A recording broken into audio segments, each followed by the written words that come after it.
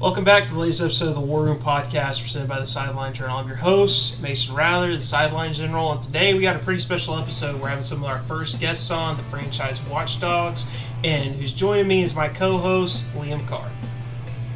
Hey, what's up, everybody? Excited to talk again today. We got the Warroom Watchdogs. I'm hyped to bring those on. Something me and Mason have been going back on for a while now. Excited to start that. And hey, NFC East.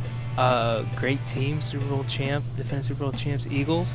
And then it looks like every team got better this offseason. Mason, what do you think? Yeah, absolutely. I mean, there's been some vast improvements for every single person in this division. Cowboys, new head coach. The Eagles, they reloaded, retooled. The Giants brought in a lot of exciting free agents, some exciting draft picks. The Commanders maximizing Jayden Daniels' rookie contract. I mean, this division is loaded. Yeah, I mean, each team had a departure with head coach or, some key players, but still with that, Commanders with Tunsil, Cowboys with Pickens. We're going to talk about that later, but each team got better, and it's insane, and I'm excited to talk about that. Absolutely, and what's great is we're going to have some super fans come on, talk about the most exciting thing they feel like about their team, and we get to peel back the layers a little bit and really get in depth on the teams in this division. The War Room is now open. This is the War Room presented by the Sideline Journal, where the film doesn't lie. Let's get to work. All right, so for the first team up, we've got the New York Giants coming fresh off a 3-14 season where they, let Saquon Barkley walk in free agency and go have an MVP season for a division rival. They drafted Malik Neighbors, who was super, super exciting, was a great talent, but in doing so, they passed up on some young, talented quarterbacks. They decided paying Daniel Jones was a mistake, got rid of him. We got another season of Tommy DeVito and Drew Lock's season, and now you go into the offseason. 3-14, Brian Daboll, Joe Shane, they're feeling like their backs against the wall. There's a lot of Shador Sanders hype. They stuck to their guns. They took players, made additions that they wanted to, and now you look towards 2025, Liam. Do you think that the moves that they made are going to translate to success, or will they be out of the job at the end of 2025? Man, I still believe in Daboll, and I think he's a great head coach. He's a good motivator. He gets the team ready. Everybody's seen those meetings of, before the draft when he's quizzing the quarterbacks, and that IQ is insane. I think he's a great coach. I think the ownership for the Giants stink. I mean, we all saw the video of when the GM was asking his son who should we go with, in last year's draft, and his son goes, we should get Jayden Daniels, and he says, why do we do that? And then also the getting rid of Saquon to go to the Eagles. I mean, the ownership is just not my favorite, but Daboll, I still believe in him. I think this year they're going to turn around. I mean, they have to, because last year they were the second worst scoring team. All right, they scored 273 points. That was ranked 31st in the NFL. There's 32 teams, remember. So they have to go up, right? You can't get much worse than that. And I believe that they do have, I think they have one of the best offenses they've had in 9 years since 2016. I think this is the best Giants offense. That defensive line is insane. Can't stop talking about them. The defense is pretty good. The offensive line is still kind of scary, but I mean, they brought in a real running back body with Scatterboux. I don't think he's going to have as much success as he did at Arizona State, but he's still a running back body compared to Tyrone Tracy. And then their wide receiver core. I think their wide receiver core is pretty solid. And then they brought in one of their best quarterbacks in a long time too, Russell Wilson. Although a lot of people say he's old. And washed, but I still think he's probably one of the better ones since like that 2015, 2016 Eli Manning. So, the line for wins from Vegas is 5.5 for the Giants. They have a pretty tough schedule. They play the Eagles twice in October. 5.5. I think that this is gonna be the year they can definitely get that over. 5.5 is a crazy win total, man. I mean, you look at their schedule, it looks tough. I went through and I was like, okay, yeah, here's like 3. All right, they're going to have to get 3 more. So 5.5 is insane. But yeah, this Giants team, I think the fans this offseason have a lot to look forward to because it's the first year without Daniel Jones in a long time. So, looking at these guys, I'd say, yeah, let's go. This defensive line looks scary, Mason. Yeah, I mean, I was a really big fan, for y'all that joined us kind of at the start of this, was right around draft season. We released our mock drafts, our player rankings, our scouting reports, and our consensus over here is that Abdul Carter was our number one player. The fact the Giants, without a doubt, generational. The fact they got him at 3 and they get to pair him up with Brian Burns, a top 15 edge rusher, Dexter Lawrence, who might be the best nose tackle in the league, and then Kayvon Thibodeau and Chauncey Golster are your 4th and 5th pass rushers. You can see the elements of success they're trying to do from their 2007, 2011 Super Bowls built off of a pass rush. What just scares me is it's still, y'all hear me harp on it every time. Maybe it's because that's what I coach is offensive line, but their offensive line just terrifies me. Andrew Thomas is elite when he plays, but he's missed, I think, 30 games in the past 3 seasons. He hasn't proven he can stay healthy, play through 17 games. Jermaine Luminor as a tackle solution inspired zero confidence in me. Evan Neal is a complete bust. They cannot put him on the field. It sucks he was a 7th overall pick. I think everybody thought it was a good pick when it happened, but unfortunately in the NFL, potential gets you fired, and he did not reach his potential whatsoever. And so, I mean, I just think the offensive line is what you're going to see. Russell Wilson, he likes to play in structure with an O-line that can protect him, and where you see him throw interceptions, where you see him start to make mistakes is when he's letting Russ cook, letting him bake, and he's having to freaking run around and scramble and throw his moon ball, which is elite, but it also leads to interceptions. So, I mean, I think the Giants, for Giants fandom, what you can be excited about is this offseason, they trended in the right directions with the moves they made. You know, I think you can get excited about Javon Holland coming over in free agency, drafting Abdul Carter, drafting Jackson Dart to be your quarterback of the future, but the only way that draft pick's going to pay off is if somehow, some way, Brian Daboll saves his job this season and gets to coach and develop that guy. Because I think everyone can agree Brian Daboll, as an offensive play caller, as a football coach, and a mind, is a top 10 offensive mind in the league. I mean, he developed and made Josh Allen into what he is, and that's how he got this job. And I think you kind of touched on the head there, and maybe Giants fans can speak to it. Joe Shane has been the biggest adversary, antagonistic, worst force in the Giants front office. I don't think that he's cut out for the job. I think Brian Daboll's been saving his butt with, you know, the stuff that he's been having to do, and it worries me for where they're at, because let's say that they decide to clean house and you have a 6-7 win season. Well, you let the GM draft all these players, you're going to have a new regime come in, you're going to reset the cycle, you'll have the 13th, 14th overall pick, and you won't be able to take the quarterback that you want. And so, I mean, you just kind of see a little bit of the cracks that could show the dysfunction that's been a part of the organization since 2016, but maybe that defensive line can carry them. Yeah, maybe. I mean, you know, I don't think any coach can come in here with what Brian Daboll has had to work with for the past couple of years and fix it. Yeah. So what he's done, I think, is amazing to begin with. You know, I'm looking at the Giants' schedule, and they're in December 21st, the Week 17. They play the Vikings, and I think the Vikings, Brian Flores' defense already has the cheat sheet to the Giants, because Brian Flores is going to blitz like crazy against them because that O-line can't handle it, and once Russ gets out of the pocket, what is he going to do? So, you know, I think the Giants are lucky right there that Week 17 they play the Vikings, and it's not Week 1 or 2, because then the cheat code would get sent out to every other team, and, you know, the Giants' season would be over. But, you know, if they can just, with, like, that beginning part of the season is going to be pretty tough when they have to go up against the Commanders, Cowboys, Chiefs, Chargers, and they play the Eagles twice. In there, they play the Saints. All right, in all those teams, they play the Saints, which, you know, they can definitely get a win out of that. But, you know, they can start the season going maybe like 1-6, 2-7. You know, it's going to be really tough at first, but, you know, I still think at the end of the season they can get out some other wins. I don't think it's going to be a successful season like a playoff hopes. I think NFC is stacked elsewhere. But, you know, at the end of the season, if they do go like 7-10, I'd say that's a success. You have a good start. You see your defense was pretty good. You have Jackson Dart learning from Russ, Russ has been pretty good throughout his career. Jameis Winston's going to be awesome for Jackson Dart too.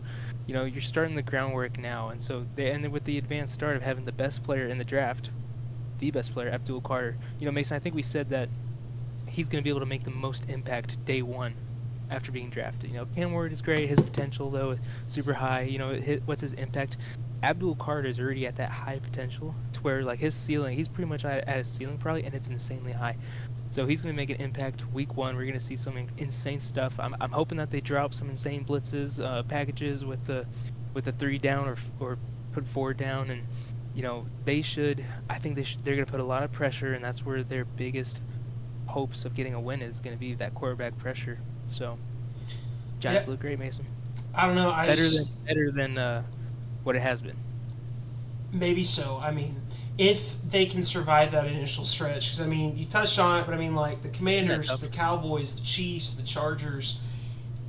If they can win one of those games, be 1-3, then win the Saints and be 2-3, I think then Brian Daboll will save his job. But if they go 0-4, beat the Saints, you're 1-4, then you lose to the Eagles and Broncos, and you're 1-6. That's the pressure point that I look. So Giants fans, you'll need to sound out below, drop your take, let us know. Do you think that, 1, are you excited about the moves that your team's made? Do you think that Brian Daboll is going to be able to save his job? Are you happy with the regime? And 3, is Abdul Carter going to be the defensive rookie of the year? Sound off on X, drop a comment on YouTube, hit us up on Instagram. We'd love to hear your take. Hey, now that we go out to Philly, the city of brotherly love, the defending champs, the Philadelphia Eagles, fresh off that Super Bowl win, they're looking pretty dominant. They're structurally overall, that roster is one of the best in the NFL, maybe the best. That's why they won the championship. They started out the season in Brazil against my Packers, and that was a disappointing game. But, man, you could just tell from the start. I mean, their defensive line was way bigger than our offensive line, and then their offensive line was way bigger than our defensive line. Controlling the trenches, that's what the Eagles did really well. And then adding Saquon and Jalen, just great rushers. Just throughout the season, they just showed dominance. They scored the most points in a postseason ever with like 147 points. Just every game, it seemed like they were pretty much in control. The Eagles, they're looking at it to repeat again. Everybody last year was talking about the Chiefs. The Eagles are looking to do it again. My Packers tried to ban that tush push. Who in the Packer organization called that? We don't know because we don't have an owner, but doesn't matter. Sorry, that's for another time. But anyways, that rushing offense was so dominant, led by that big O-line and then Saquon, who's on the Madden cover. Is he going to have a great year this year? I don't know. Mason, I got to ask you this, though. Is that offense going to be just as dominant as it was last year? No, absolutely not, and here's why. Listen, Eagles fans, y'all are on an emotional high of a Super Bowl win. Congratulations, you won the 2nd Super Bowl in your franchise history. Great job. You should be excited about it. That doesn't mean that you're going to turn into the next modern dynasty.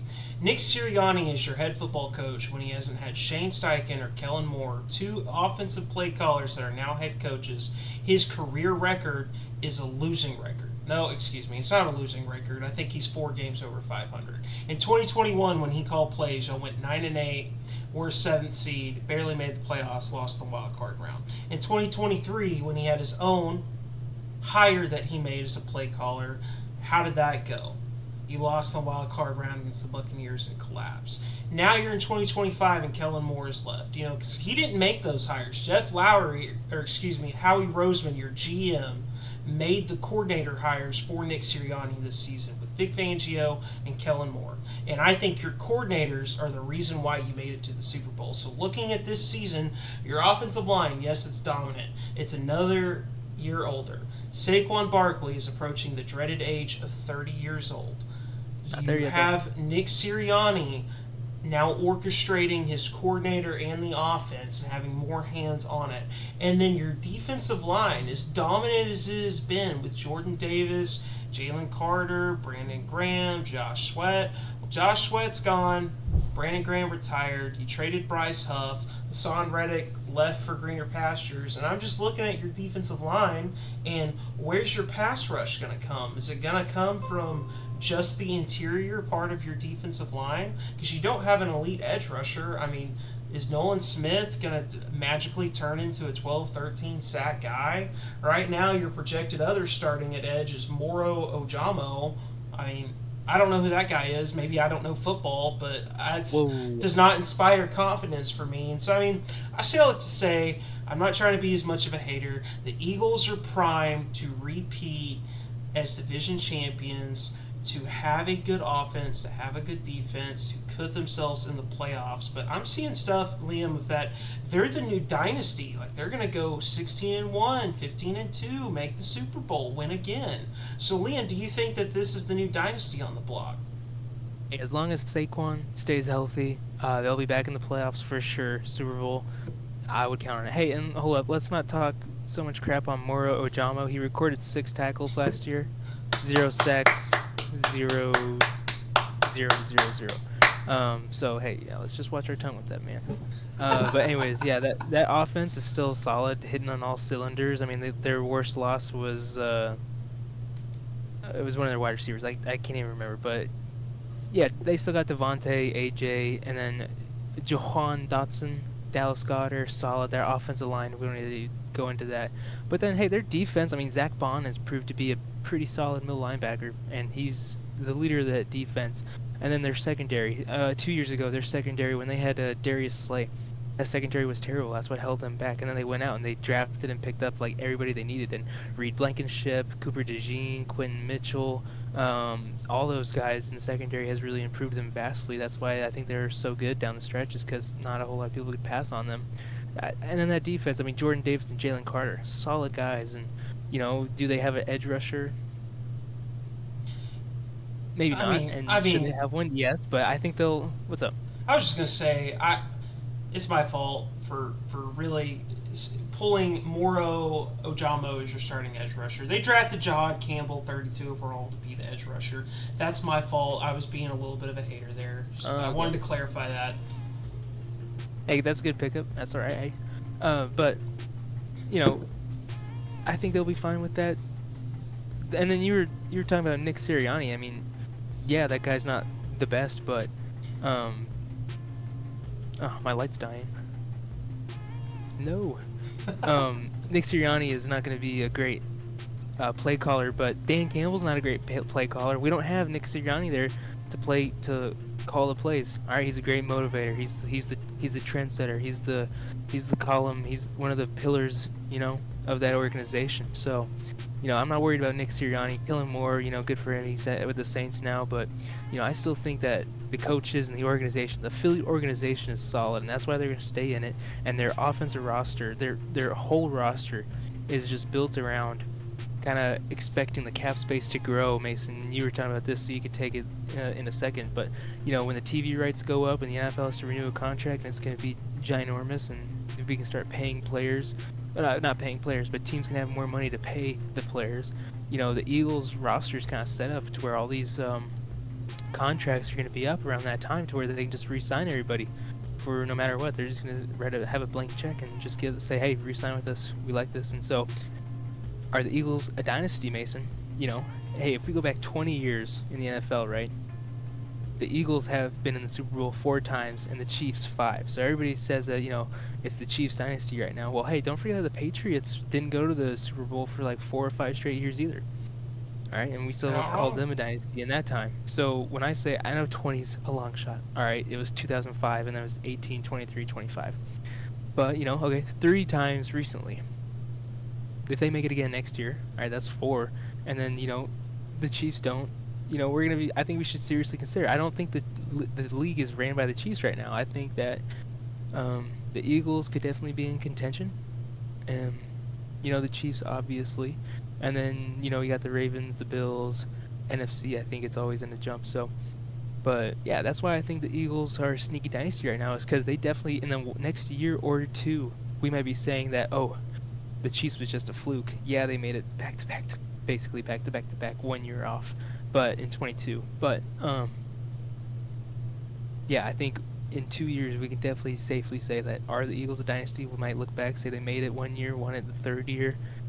Yeah, this is a dynasty. Yeah, man. I mean, dynasty is just such a hard word to throw around. I mean, everyone hates hearing the word dynasty. Everybody doesn't want to see the rise of a new dynasty, because that means that their team, their fandom aren't winning. And I would personally hate it if the Eagles were a dynasty. But I mean, they have a lot of young talent. They really structured their roster around the foundation of where you want to build it, the offensive line and the defensive line, then building inside out. And they have a cap wizard that is in step and tandem with their ownership. So, I mean, what the Eagles are doing and how they're finding ways to pay everybody is in 2028, 2029, when the CBA negotiations and a new TV deal goes up, the cap is supposed to jump up almost $100 million, meaning you're going to see a vast jump in money that players are being paid and money that the league is going to make. And so what Jeffrey Lowery has been doing to have the cash flow, have the ability to load a bunch of guaranteed money up front and then adding a bunch of void years to the end of contracts to make it to where they can push cap hits further and further down the line in 29, 2030, and 2031 is he's selling off minority stakes of his team of 1%, 2%, 3%. And it's a bold take to do because as an owner of an NFL team, you want to own 100% of it. But you're not going to have the cash flow that you need unless you sell off these stakes. And that's what's been really cool to watch the Eagles do is whenever you see a big deal signed, like you saw Saquon Barkley get a 3-year fully guaranteed. I think he's making $18 million a year now. It's fully guaranteed. Well, he got the cash flow for it because a week ago, you probably don't see it on NFL headlines. It's not trendy or exciting. Jeffrey Lowery sold off a stake of the team. So the Eagles have a really smart front office. They have a good motivator head coach. They have a young talent on their team. And as much as I hate to say it, dynasty is in front of them because they're going to be a good team contending for the next 5 to 10 years. But I don't think that they win another Super Bowl. Quote me. That's wild. I think that's wild. And look, what I was just gonna say is that okay, why are the Eagles maybe so good? Yeah, they got the roster, but like, let's look at the ownership around the NFL. Like they have a good ownership. They got good people in place to where they need to be. Like let's look at teams that suck and look at their ownership. Right? You know, before the Commanders just got rid of their owner, you know, what were they doing? They were struggling. And then, you know, is it weird to say that they got rid of their owner and magically the next year they signed these coaches and they drafted these great guys and all of a sudden they go from, you know, bottom of the barrel to a playoff contending, and, you know, last year they were a Super Bowl contending team. They made it that far. You know, is it crazy to say that the owner was holding them back? Maybe. Crappy owners can do that. Let's look at the Panthers too with Tabor. They've been struggling for a while. I would suggest to them, like, hey, you've been struggling for so long. Let's maybe look at the ownership. Jaguars, Browns, you know, you name it, those bottom of the barrel teams. I think ownership has a big thing to play here, and that's why I think the Eagles, you know, their ownership is really smart, and they're going to be a dynasty for a while because of that, you know. That's all I have to say. I don't disagree, and I mean, Eagles fans is probably what you want to hear, so I mean, just kind of look at it. We want to hear your opinion and your take on what do you think the Eagles are going to do in 2025. Are they destined to go back-to-back, first to do it since the Chiefs? Are you excited about the off-season retooling that you've done? Are you excited about the direction that you're going? And do you think that week 1 that the Eagles are finally going to win a game against Dak Prescott as the starting quarterback for the Dallas Cowboys? Sound off happened. Below, drop your Dak's kind of 9-4 against the Eagles. So, I mean, it has happened, but it doesn't happen very often. You know, anyways, sorry. A little dig at the Eagles fans. Phil didn't know I'm a Cowboys fan, so if you think I'm hating on you, that's why. But sound off on X, drop your take, shout at Coach Rather why he's a dumb Cowboys fan, and let us know down below. So now kind of taking over to the Commanders. I mean, 2024 season was a magical season for them. You know, they took over a terrible ownership from Dan Schneider. New ownership group comes in. The new head coach builds a great culture. They bring in Cliff Kingsbury, the hot OC that's known to develop young quarterbacks. And they go and get Jayden Daniels, who turns out to be their franchise guy. Injuries, luck, they all shake right for them. Terry McLaurin has a masterclass season. The O-line holds up. Jayden Daniels has an offensive rookie of the year season. And the Commanders make a magical run all the way to the NFC Championship game. And so kind of the question in the offseason has been how are they going to retool and rebuild this without necessarily having a bad first season to try to tank, but building a culture where they win, retooling competitively while building, and moving towards year 3 of the Jayden Daniels experiment. And so it's a really exciting time to be a Commanders fan. I mean, where your franchise is at now to where it is today has got to be so exciting, and that's why I'm so excited for you guys to bring on the franchise watchdog for Gunnar Gwinnett Jr. Gunnar is someone that I've known for a very long time, that has been a fan since he was 4 or 5 years old, has members watching Sean Taylor when he was a kid, has been through the ups and downs, the highs and lows, the good and the bad years of being a Redskin and now a Commanders fan. And I just know the hope, the optimism, the joy that you have for your team. And I think it's an exciting time to be a Commanders fan. The next 4 to 5 seasons, I think the sky's the limit, and you're going to hear it from your Commanders franchise watchdog. All right, guys, what's going on? We got our first franchise watchdog here joining the Warroom podcast live. His name is Gunnar Gwinnup, also known as Goon. The man was my little bro in my fraternity. He's a cellular molecular biology major, 22 years old, lifelong Commanders fan, tenured employee at the McDonald's in Tahlequah, and we are beyond excited to have him joining the Warroom today. Nice to have you on. Been a while, man. Hey, excited to talk about these Commanders, see what you know about them, see what we can learn from you about them as a watchdog. You're the first one for the show, man. I'm excited to have you on.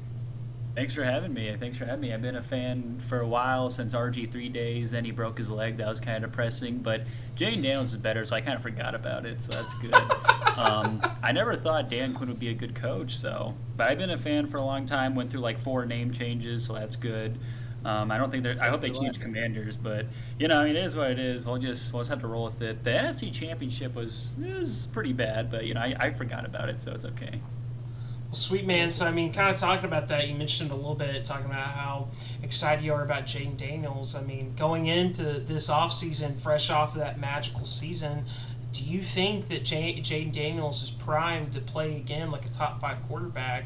And is it his year, or is there the sophomore slump ahead?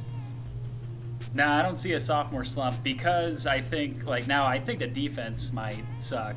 But I think our offense will be good enough to not maybe win 13 games, but we got Laramie Tunsil left tackle, that's good. Deebo Samuel, he's kind of fat, but he'll be really good at the screen game, so that'll be solid.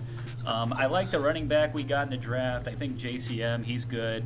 So he's probably going to be better than B-Rob. Now the only thing that worries me is when Sam Cosmi would come back. But I like Connerly. I think Jayden Daniels will be top 5 MVP voting. Could win MVP. I think. I know it's that might be a hot take, but I think he's top 5 in the voting right now. So that's what Vegas has. So yeah, I think he'll win MVP, but I don't know how to feel about the defense though. That's kind of the defense is bad. The D-line's terrible, but it's okay. We can just score 50 points. We'll be fine. We'll be like the Bengals. Liam, did you hear that? He said that Jayden Daniels is primed to win MVP. What do you think about that? Gunnar, you're a crazy man. Sophomore slump is just going to be inevitable for Jayden Daniels. Look at every quarterback. Jayden Daniels had a fantastic rookie season, all right? So, it's just hard to compete with that now. So we're going to consider a sophomore slump probably no matter what. Look at C.J. Stroud. Look at all the recent, great quarterbacks that have come out. Every quarterback, because the tape came out on him now. Every coach this offseason says that has them on the schedule now. How do we stop this guy? They're looking at all his tendencies. Jayden Daniels is a fantastic dual threat quarterback, and he was fantastic with his reads. And in the clutch, he was really good too. But it's just going to be inevitable that the sophomore slump is going to happen to him. They brought in Deebo. Everybody should look good on air. Deebo looked terrible on air, just in the shorts and helmet. So that's kind of a bummer. And then the defense just doesn't look that good. The Commanders, I don't think they're going to be able to have the success they had last season. But Gunnar, real quick. Yeah. So just what Liam just said right there, kind of framing the Jayden Daniels conversation of, quarterbacks statistically have a regression in their second season. Recent quarterbacks, you look at Brock Purdy, you look at Jordan Love, you look at Baker Mayfield, you look at C.J. Stroud. Those are just some quick names right off the dome. Everybody kind of knows about a regression. And you have him pegged as an MVP candidate. Expand on that for us. So, I think the reason C.J. Stroud had a sophomore slump was because the offensive line was terrible. It was bad. And then, they lost Tunsil, but also they had a lot of injuries at receiver. The division wasn't that bad. They did better than the season before. Statistically, Stroud did worse, but also Jayden Daniels got VR. No one else got the VR headset like he's got. He's doing thousands of reps. No one else got the VR like he does, okay? So well, hey, who just got Tunsil? We got Tunsil. We got him. He's kind of a cancer, but he can block, so we don't care. Look, like, our offensive line will be better. We have good receivers. I mean, Noah Brown, I think he got carted off the field, but he sucks anyway. We don't need Luke him. McCaffrey's not bad. He's all right. I mean, he's a good punt returner. Better than De'Ami Brown. I freaking hate that guy. He fumbled like 3 times, but You got Michael Gallup too now. Michael Gallup hasn't been in the league for 2 years. I mean, we're just like the Cowboys now, but we actually go to the NFC Championship. But anyways, listen, I'm not worried. Yeah. Look, I think the Cowboys will improve. I think they'll be better than last season if Dak's healthy. But look, offensive line will be better. Jayden's got better weapons. He's got the VR headset. I mean, he gets to play he gets 3 cupcake games to start the season. I mean, he gets to play the Giants. You get to play the Packers. They got no secondary. And then you get to play the Raiders. I mean, that's like 3-0 right there. I mean, I'm not worried about it. We're like 0-3. No, we're not losing the Giants. If they do that, I don't know what I'm gonna do with my life. Man. Well, I'm not. Gunner, so I mean, you kind of laid it out for our viewers there, kind of, the take of the fan base on the Commanders this offseason, how they feel about Jayden Daniels as their Superman. Well, my question is like, as a obvious super fan who believes that Jayden Daniels is an MVP, Larry Tunsil's going to stay healthy, Dan Quinn's a great coach, what do you think this season's going to look like for the Commanders? I'd say like 10, 11 wins, and then probably like a second round exit. I don't know. It's hard to say. I feel like the Eagles could easily repeat because they have such a young defense, and like they kept most of their coordinators. I mean, the only real thing that Eagles lost was they lost Sweat and their offensive coordinator, Kellen Moore, but you look at that defense, it's still going to be elite. And I know all these NFC East fans always say that no one's repeated for 20 years. Well, I mean, look, I don't believe I don't think the Cowboys are going to win the division. That's not going to happen. Eagles, they'll probably repeat, and as long as Saquon's healthy. And Saquon might be better next year. I mean, you know what I mean? Like in his age 29 season, you think he's going to be better, man? I mean, I thought he'd suck last season. I'll be honest, because he only had like 4 yards of carry on the Giants, and then he had. That was like his best O-line that he's ever been behind, though. So that is true. The Giants had a terrible offensive line. You're right. They had really bad. But look, I mean, could we win the division? Yeah. I mean, Super Bowl hangovers happen. I'm banking on it. I think the Eagles, hopefully the Cowboys beat them opening night, and the Eagles they break down mentally, so that'll be good. Cowboys can help us out with that, but yeah, I mean, we could win a division, probably get a home playoff game. I don't know. It's just the defense, man. Unless they get Trey Hendrickson or give 30 picks, I don't know how we're gonna go deep in the playoffs. I gotcha. Well, before we kind of move on from this segment, I just want to ask you one question. This is your moment to shine. The one thing you want our viewers to know. What is the one thing about the Washington Commanders as a lifelong super fan, franchise watchdog that you want them to know? That we're not poverty anymore. Dan Snyder's gone. We're not like a laughingstock. I mean, we're not the Giants for now anyway, okay? So that's good. We don't got Jackson Dart. And we're coming, man. We're going to change the name. We're going to get a new stadium. And because I hate the name sucks. But we're going to get a new stadium, and we're going to win the Super Bowl in the next 5 years. I don't know about this year, but it's going to happen. It's going to happen. Trust me. Well, there y'all have it. In the next 5 years, the Commanders are winning the Super Bowl.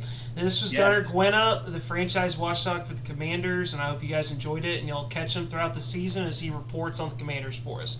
Gunnar, thank you. Woo! Thank you. And now taking on over to the Dallas Cowboys. Y'all know I'm a Dallas Cowboys fan. I do and die. I love them. And, I mean, looking at their 2024 season, it was kind of a depressing one. Dak Prescott gets injured early. The defense is not what we need it to be. You can feel the absence of Dan Quinn. You can feel the hangover from last season. And everyone's going to talk about how great of a coach Mike McCarthy was. I'm of the opinion that it was time to move on from him. You can see that his message had gone stale. I mean, the collapses that he's had in the playoffs are just unacceptable, especially for the contract that he was demanding. And Brian Schottenheimer, it's an uninspiring hire, but what's great about him is he's been in the league for so long. He knows so many good coaches. I think he's surrounded himself with good coaches. And then you can see that Will McClay, the wizard in the Dallas Cowboys draft room, has continued to make great draft choices, great draft decisions. They really reloaded, retooled that defense. Dak Prescott is healthy. They've made a foundation on their offensive line. You know, the last stalwart, Zach Martin, retired. And now you look towards the 2025 season. The question is it going to be the year for us? Is it going to be the year for the Cowboys? Or is it just going to be the same old with Jerry Jones' ownership? And so we're bringing on Boux Gilliam. You know, he's been a lifelong Cowboys fan. He's someone that both me and Liam have known over a period of time. He grew up watching them. He has some interesting takes that are maybe not out there in the Cowboys fandom. That's why we brought him on. Anyways, I hope you guys enjoy this segment, and we'll see what he has to say. Hey, what's going on, everybody? We're back. Last team, the Cowboys of the NFC East. A little disappointing year last year, but we don't have to talk about that now because we got our watchdog, franchise watchdog, Boux Gilliam. Everybody, say hello to Boux. Boux was a staple in Suite 307 back in college. He was a brother in our fraternity. Back at Suite 307, Boux was on that couch every Sunday watching the football games, breaking it down with us, sharing his input. That's why we named him the Cowboys franchise watchdog. Boux, excited to have you. Mason? Yeah, absolutely, Boux. We're really excited to have you on. You know, as a fellow Cowboys fan, I'm going to be excited to hear what you have to say, and glad to have you on, my guy. Thank you. It's good to be here. I'm really excited to talk about the Cowboys. Everybody craps on the Cowboys, but man, we're firm believers. This is our year. You know what I'm saying? Already. All right. So, I mean, kind of tell us a little bit about yourself, like kind of, you know, how you became a Cowboys fan, where you're from, kind of let our viewers know. So now I live in Tahlequah. I'm originally from the southwest corner of Oklahoma, just below Lawton.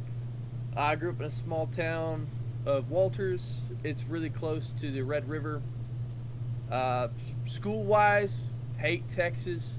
NFL-wise, big Cowboys fan. I grew up, my dad, he was a Cowboys fan.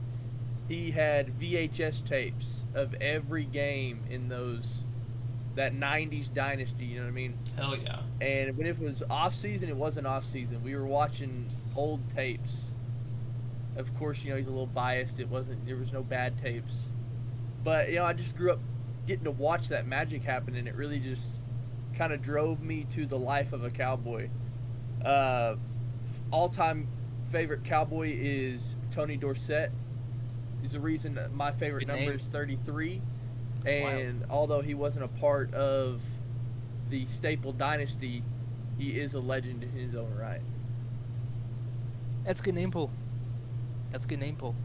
Hey, let's get into this, Boux.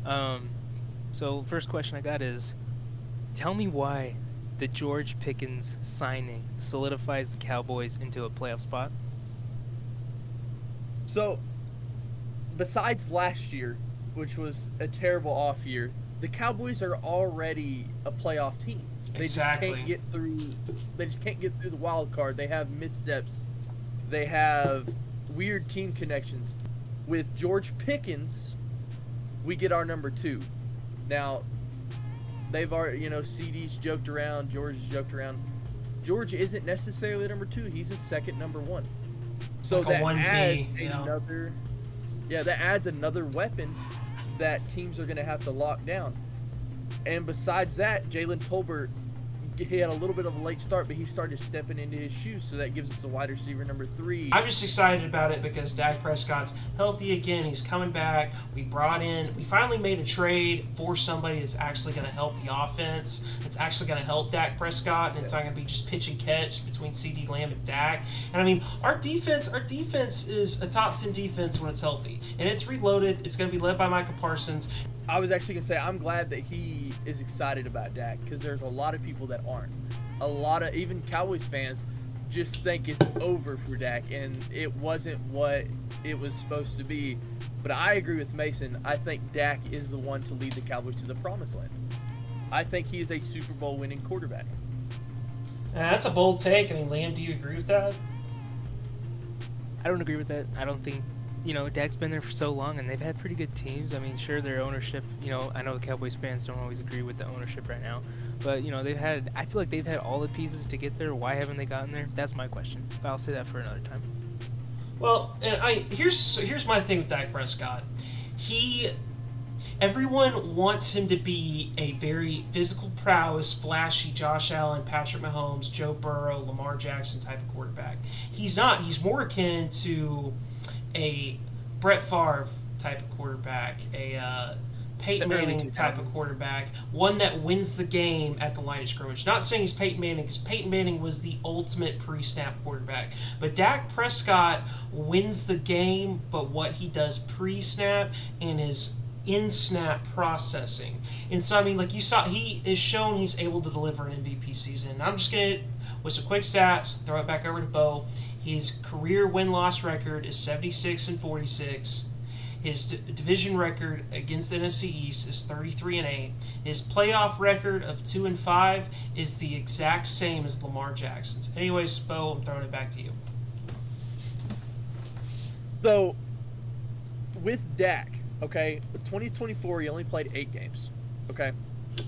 He got hurt. It was a shot of the year. The year just went downhill quickly. But if you look back at 2023, okay, Dak, 17 games, 410 completions at 590 attempts. He had 36 touchdowns, 9 interceptions, okay?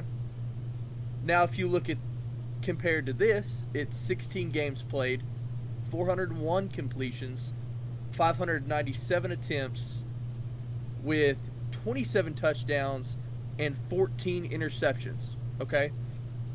Can you tell me who that second stat line is for compared to Dak? Patrick Mahomes. It's Patrick Mahomes. Wasn't it? Patrick Mahomes in 2023. Okay? I think that's a really interesting point, for our viewers there. Because, I mean, and I don't want to devolve this conversation just in a conversation about Dak. I just think it's a hot button issue about the Cowboys, and I think it's important for quarterback discussion in general that everybody in the game of football, when it comes to the Cowboys, wants to present Cowboys fans like Boux of being delusional about Dak Prescott. But it goes to that debate that me and Liam have had about stats versus tape. What does the story show? Well, the stats for Dak back up to me what the tape shows, and it shows that he is a franchise caliber quarterback. But it goes to the larger issue Liam's talked about, Boux. What is the Cowboys' problem, and why can they not win in the playoffs? So when it comes to playoffs, I don't think it's a one-man issue. Just like what happened in 2023, it's a complete team breakdown. They get to the playoffs, and it's like they forget how they played as a team. They forget completely that they're a team. I don't know why that disconnection's coming in, but there's a disconnect somewhere between Dak and his receivers, the O-line, and the play call in general. It's just a complete breakdown. And our defense completely dropped the ball. And the defense is going to have to step up this year if we're going to get past the first round for sure. They're going to have to step up, and they're going to have to stay up and hold tight. Really appreciate, kind of what you're taking here and kind of giving us a little bit of passion about the Cowboys, giving us a little outlook on what their season is. And, what we want to hear from you is yours just one hot button take, what you want the viewers to know about being a Cowboys fan, the Cowboys season that's in front of them. We want to hear from you. What is your one take to leave for the viewers? For the 2025 season, all right, I have Micah Parsons, 17 games played, okay? 60 total tackles, 16 assisted, 13.5 sacks, 3 forced fumbles. I think Parsons gets back to being his old self. I think he gets the sack leader for the year at 13.5. I don't think anybody goes past 13. I think he gets to that quarterback. He adds pressure, forces fumble. He makes offenses nervous up front, which makes the quarterback nervous, which makes them have to rely on the run game because they can't even get it in the air to rely on their receivers. Bold stat. That's There- bold stat. there y'all have Maybe, it. what, top 5 there? So, yeah. There y'all have it. We've got Boux saying that Micah Parsons is going to be the defensive player of the year. That is what you heard from our Cowboys watchdog. I don't know if everyone agrees with that, but Bo, really glad, really excited that you hopped on today to give us a little bit about the Cowboys, and we'll be following you along the 2025 season at our Franchise Watchdog, bringing you in when inevitably the Cowboys are the Cowboys. It's the same old, same old. Anyways, man, we appreciate you being on here, and we'll catch you next time. Thank you for having me. All right, guys, y'all heard from the Franchise Watchdogs. You heard our analysis on the Giants and Eagles, and now it's time for the projected winners of the NFC East. An historic division has the most Super Bowls of any team inside of the division, full of four of the most winningest franchises in the NFL, and there's been no repeat winner in the last 20 seasons. And we may be having a bold take here, but we're having that finally snapped because our official projected division winner, way too early prediction, is the Eagles repeat as division champions, going 12-5, securing the number 1 seed in the NFC East. Second in the division, making the wild card round, we have the Cowboys also going 12-5. Then we've got the Commanders going 10-7, and then missing the playoffs. They're making the playoffs as the 7th seed at 10-7, and then the 4th seed, the New York Giants, going 7-10. Yeah, I mean that streak of 20 years, different division winners, that's going to end. The Eagles, I think they're just outright. It's no offense to the rest of the NFC East, because the Cowboys and the Commanders are looking pretty good this year, but just the Eagles are just so much better. I mean, I'm sorry to say it. They're the Super Bowl champs last year, and they have if Saquon's healthy, you can say that about everybody, but if Saquon is healthy, it's just hard to deny them that right. So yeah, they're probably going to win the division. And then, with the Jayden Daniels sophomore slump, the Cowboys, if Dak is healthy, new coach, they got George Pickens, the running back room looks pretty solid. Bye-bye to Zach Martin, but next man up. Cowboys definitely have a good chance, and with the defense, it's not their, in my opinion, it's not their year, but they have a good foundation this year. Dak stays healthy. Yeah, they can easily win that 2 spot. The Commanders, it's going to be so hard to repeat that success after the film came out of Jayden Daniels. So taking the 3 spot, still pretty good, but not as good as last year. And then, the Giants, big step up from last year. I mean, they got vast improvements in a lot of areas, which is what they needed. Probably quarterback, and then their defensive line, everybody's talked about that. But then Malik Neighbors is a solid guy. He is top 10 for sure, wide receiver. And then let's debate later about, where he ranks there. But Malik Neighbors is so good. The Giants, better than last year, missing out on the playoffs. I'm sure the fans are going to enjoy that, Mason. Yeah, absolutely. And I mean, just this division, the NFC is really the hardest one to project. I've said this every week we make these projections. I encourage everybody to go through all 32 teams on the free PFF mock gamer, because it's going to come down to the wire the last 5 weeks, the NFL adding that 17th game. A lot of games are going to decide who's going to get the 5th, 6th, 7th seed. And I just look at the Eagles. I think they are just primed with experience, fresh off the Super Bowl, young team. They're ready to roll. The reason why I have the Cowboys, even as a Cowboys fan, but professionally here, looking at their team, of why I think that they will have a double-digit win season, is we mentioned it in the Cowboys Watchdog segment. Dak Prescott has a career win percentage of .686, which places him top 5 currently of starting quarterbacks in the league. Their defense, they retooled it and reloaded it very well this offseason with what they did, supplementing in free agency but building through the draft, taking Donovan Azayaruku to be the pairing edge rusher next to Micah Parsons. Micah Parsons coming back healthy.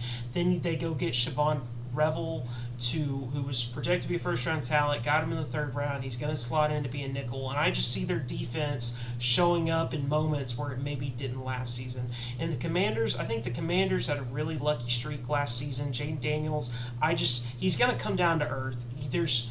For that young of a quarterback, he would have to be Tom Brady or Peyton Manning or Lamar Jackson, which I just don't see it with him just yet for him to have that great of a season again. He's still good. We're not saying that he's going to be a bust, but I think they're going to come back down to earth just a little bit. I think they overexceeded last season. I think they're going to be fighting for a wild card round. Still positive stuff to build on, and then we alluded to it with the Giants. The Giants are going to be a tough out every week, but at 7-10, it feels like the right spot for them. Yeah, I agree wholeheartedly. there's not much else to say. The NFC East, for a while it seemed like it was always just one person at the top, and then you had kind of three bums. The Eagles haven't always been, since 2018 they've been in the Super Bowl 3 times, but there's been some down years between that, and then the Commanders were bad for a while, and the Giants were bad for a while, and the Cowboys struggle every now and then. Recently, since 2016, since Dak's been in, they've had a lot of strong years. Mike McCarthy went 10-7 like a few times, so they've been pretty good. They've had some down years too. So it's a lot of times up and downs. And now this year, you're looking at like Cowboys stay healthy, Saquon's healthy, and the Commanders are pretty good. So overall, you have 3 teams, top teams that could have double-digit wins. That's kind of unheard of. Last year, everybody was talking about the NFC North being so good with the Lions, Vikings, Packers. Now this year, you can see that here. Yeah, I think what plays to the advantage of the NFC East is scheduling-wise. With the AFC, they were paired up with some easier divisions, and so it's going to ultimately lead to their schedule being better. But anyways, that's our official predictions. Y'all drop your take below. Do you agree or disagree? We're taking a wild take here, saying that there's going to be a repeat division winner in a division that hasn't had one in 20 years. Sound off on X, drop a take down below, maybe hit us up on Instagram. We'd love to hear from you. I hope y'all enjoyed the latest episode of the War Room. We've been really enjoying this. The offseason carries on. We're hitting every single division, all 16 divisions in the league. And next up, we're going out west, the NFC West, and Liam knows who the guest is going to be. Hey, yeah, NFC West is still exciting. A lot of equal teams. I think me and Mason have talked a couple times. We'll let you know next week. But I think, it's a really close division. Probably a whole year going to be between 2 wins between first and last place until the very end. But very exciting division. Hey, we got 1 spot filled for a Watchdog next week for the Seattle Seahawks. That's already taken by Daniel Rice, DJ Rice. Great guy, big personality. Super excited to have him on. Definitely going to be a reoccurring guest. We're going to probably see him later, maybe before the season starts. No, just great insight. He loves the Hogs. He likes Gino, Tyler Lockett. He's a K-State guy. So super excited. You'll hear all about him next week. So make sure to tune in. NFC West. Absolutely. So we got the NFC West coming up. We hope you enjoyed this episode about the NFC East. We talked about Dak Prescott, the Cowboys' new head coach. We talked about Brian Daboll hot seat. We looked over at the Eagles and whether they're going to have a dynasty and whether or not Jayden Daniels is going to have a sophomore slump. We're really excited that y'all are joining in, watching it, and liking the videos. Drop a comment below. Stick around and follow us. And hopefully, we say this every week, but finally, our king, our team, Shea Gilgeous-Alexander, and the Thunder are going to be NBA Finals champions. 1 win away. One win away. So we'll catch y'all next week, and we'll see ya. We hope you enjoyed this special presentation of the War Room podcast written by the Sideline Journal, and this is your call to join the War Room's Franchise Watchdog. The applications are in our bio. We need 30 more for all 32 NFL teams, and we would love to have you be a part of the War Room. Anyways, hope you guys consider checking out the entire podcast playlist, maybe clicking and subscribing. It really helps the channel out, and we want to build and grow this platform with you. Anyways, we'll catch you in the next one. Peace out.